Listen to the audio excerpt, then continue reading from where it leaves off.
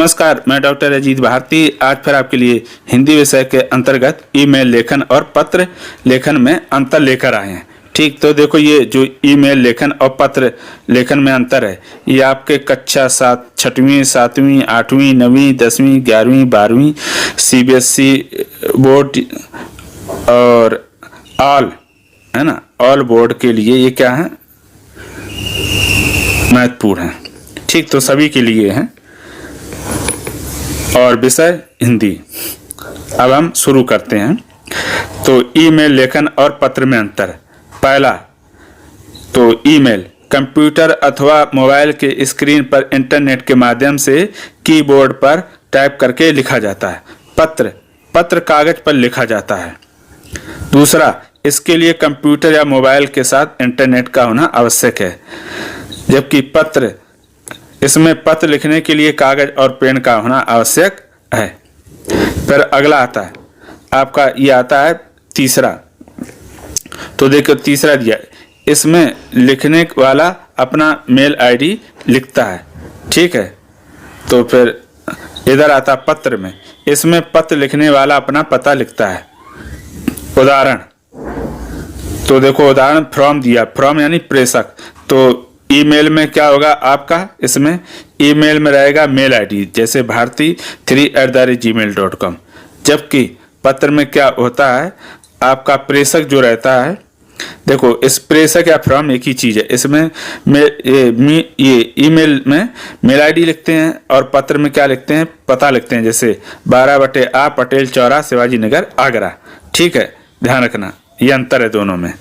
अगला बिंदु number 4, email में टू वाली लाइन में प्राप्त करने वाले का आईडी लिखते हैं। चौथा, पत्र में सेवा के नीचे पद और पता लिखते हैं। पांचवा, ईमेल यानी इसमें सब्जेक्ट के सामने ईमेल का मूल विषय लिखते हैं, सब्जेक्ट अवकाश के संबंध में। ठीक, अब जैसे पांचवा यानी इसमें पत्र में विषय के सामने पत्र का मूल विषय लिखते हैं, जैसे विषय अवकाश के संबंध में। बस अंतर इतना होता है, मेल में सब्जेक्ट लिखा रहता है और इसमें विषय अपने हाथ से लिखा रहता है, और ईमेल में सब्जेक्ट ऑलरेडी लिखा रहता है, सिर्फ अवकाश के संबंध में हमें लिखना होगा हिंदी में। अब आता है बिंदु नंबर 6, मेल में सीसी और बीसीसी के विकल्प होते हैं। सीसी का अर्थ होता है वो कार्बन कॉपी, बीसीसी का अर्थ होता है ब्लाइंड कार्बन कॉपी। तो ये है कि मेल में हम क्या कर सकते हैं, देखो मेल में जो कार्बन कॉपी है वो हम इसके साथ अटैच करके भेज सकते हैं। और ये बीसीसी यानी ब्लाइंड कार्बन कॉपी, ये ऐसी एक कार्बन कॉपी होती है जिसको हम भेजेंगे लेकिन किसी को दिखाई नहीं देगा, यानी पता नहीं चलेगा। ठीक है, तो छठवां पत्र, इसमें ये नहीं होते हैं, यानी ये सुविधा होती ही नहीं है। अब आता मेल में, इसमें पीडीएफ फाइल अटैच करके भेज सकते हैं। सातवां, जबकि पत्र, इसमें फोटो कॉपी को पत्र के साथ लगाकर भेज सकते हैं, जैसे मेल जैसी सुविधा इसमें नहीं होती है। आठवां, ईमेल भेजने में कुछ सेकंड लगते हैं, पत्र भेजने के लिए मेल से अधिक समय लगता है। नौवां, ईमेल दूर बैठे व्यक्ति को सुरक्षित भेजा जा सकता है, पत्र दूर बैठे व्यक्ति को भेजना सुरक्षित होने की गारंटी नहीं है। देखो उन्होंने ये कहा है कि जैसे ईमेल है, आप सुरक्षित कहीं भी भेज सकते हो कम समय, जबकि पत्र को भेजा जाता है, हो सकता है कहीं बारिश हो जाए या खो जाए, उसकी संभावना रहती है, जबकि मेल में ऐसी कोई संभावना नहीं रहती है। फिर आता है बिंदु नंबर 10, मेल प्राप्त करने वाला ही देख सकता है ना, मेल प्राप्त जो करता है वही देख सकता है, जबकि पत्र में क्या होता है कि पत्र कोई भी देख और पढ़ सकता है, क्योंकि इसमें जिसके हाथ लगता है, मान लो डाकिया ही पढ़ ले या जिसको वो दे दे वो पढ़ सकता है, जबकि इसमें जिसको भेजेंगे वही देख सकता है। हाँ, दूसरा देख सकता है उसके मेल आईडी में, अगर मेल खोल लेता है तब, अगर उसमें पासवर्ड डला है तो फिर नहीं खोल पाएगा।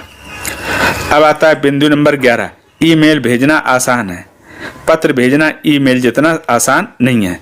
12, ईमेल भेजना निःशुल्क है, पत्र भेजने के लिए पैसे देने पड़ते हैं। देखो ईमेल किसी को कभी भी भेजो निःशुल्क रहता है, जबकि पत्र अगर हम डाक के द्वारा भेजेंगे, स्पीड पोस्ट या रजिस्टर डाक से, तो उसमें पैसे खर्च होते हैं।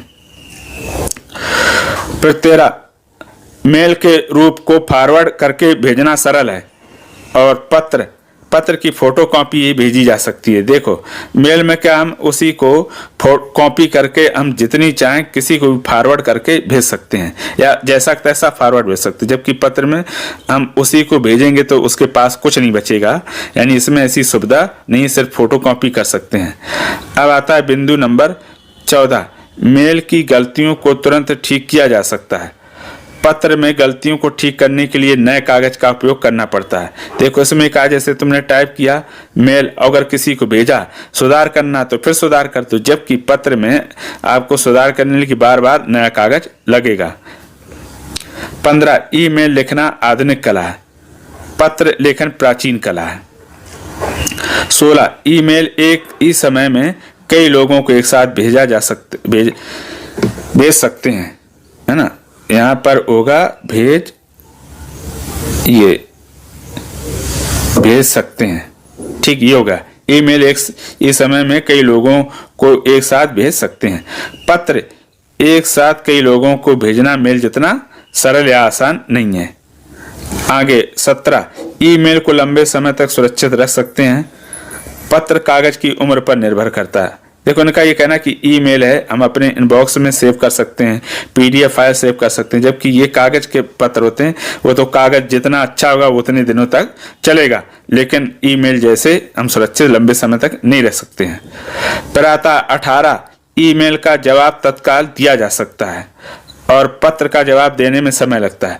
कहने का मतलब ये है अगर जैसे किसी ने ईमेल भेजा और उसने कहा मुझे जवाब तुरंत दो, तो तुरंत लिखकर थोड़ा भी भेज सकता है, जबकि पत्र के लिए लिखकर फिर डाक के माध्यम से भेजना कैसा होता है, कठिन होता है।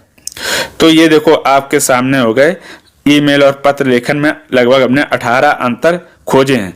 आप भी और अंतर हमें कमेंट करके बताइएगा, क्योंकि इससे ज्यादा भी अंतर हो सकते हैं। तो हमें जो ठीक ठीक समझ में आए वो आपके सामने प्रस्तुत कर दिए ताकि आपको ईमेल और पत्र में अंतर समझ में आ जाए। तो फिर अगर आशा करता हूं कि ये आपको समझ में आ गया, अगर इसमें किसी प्रकार का कोई डाउट हो कमेंट अवश्य करके हमें बताइएगा। तो फिर आज के लिए इतना ही, धन्यवाद। अब हम फिर मिलेंगे किसी नए विषय के साथ।